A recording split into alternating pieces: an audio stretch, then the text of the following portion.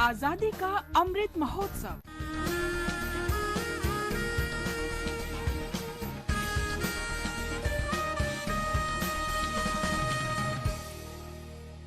आजादी का सफर आकाशवाणी के साथ। भारत का गौरवशाली स्वतंत्रता संग्राम आधुनिक विश्व के अब तक के सबसे बड़े संघर्षों में से एक है। आकाशवाणी समाचार आपके लिए प्रतिदिन इस संग्राम की एक झलक लेकर आता है।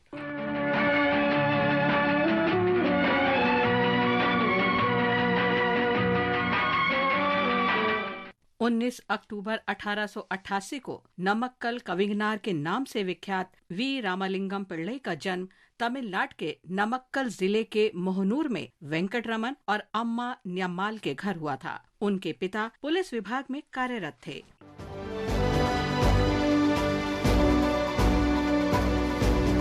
उन्होंने 1909 में त्रिची के बिशप हेबर कॉलेज से स्नातक की परीक्षा पास की। प्रारंभ में उन्होंने नमक्कल तहसीलदार के कार्यालय में एक क्लर्क के रूप में काम किया और बाद में प्राथमिक विद्यालय में शिक्षक के रूप में सेवाएं दी।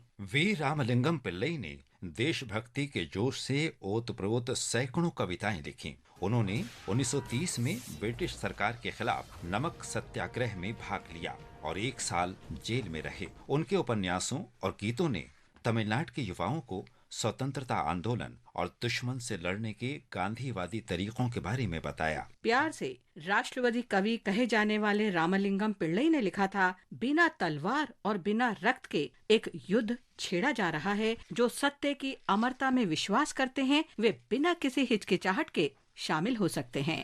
गांधी என்ற சாந்தமூர்த்தி தேர்ந்து காட்டும் செந்நெறி மாந்தருக்குள் தீமை குன்ற வாய்ந்த தெய்व மார்गமே। रामलिंगम पिल्लई के उपन्यास मलाइक्कलन पर स्वतंत्रता के बाद एक तमिल फिल्म बनाई गई थी जो सुपरहिट हुई और इसे सर्वश्रेष्ठ फिल्म का राष्ट्रपति पदक हासिल हुआ था।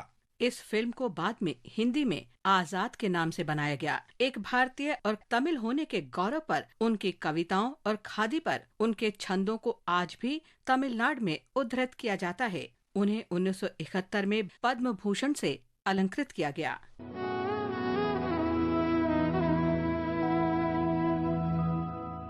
1929 में आज ही के दिन यानी 19 अक्टूबर को निर्मला देशपांडे का जन्म नागपुर में विमला पुरुषोत्तम यशवंत देशपांडे के घर हुआ था। उनके पिता को मराठी अनामिकाची चिंतानिका में उनके काम के लिए 1962 में साहित्य अकादमी पुरस्कार प्रदान किया गया था।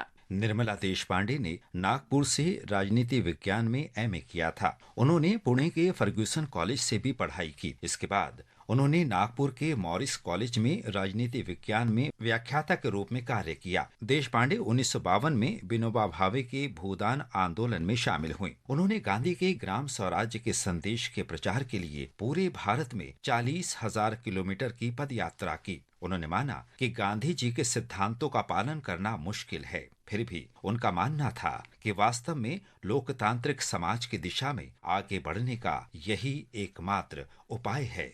पंजाब और कश्मीर में जब हिंसा अपने चरम पर थी तब देशपांडे को इन राज्यों में शांति मार्च के प्रणेता के रूप में जाना जाता था। उन्होंने जून 1983 से लेकर अपनी मृत्यु तक एक ऐतिहासिक संगठन हरिजन सेवक संघ के अध्यक्ष के रूप में काम किया। वे कई सामाजिक संगठनों और निकायों से जुड़ी थीं। उन्होंने अखिल भारतीय रचनात्मक समाज की स्थापना की, जिसने 2004 में राष्ट्रीय सांप्रदायिक सद्भाव पुरस्कार जीता।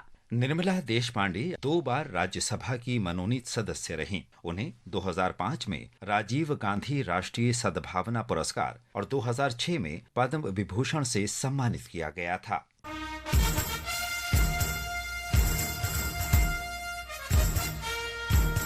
इसके साथ ही आजादी का सफर आकाशवाणी समाचार के संग श्रृंखला का ये अंक समाप्त हुआ। मिलते हैं कल अगली कड़ी में।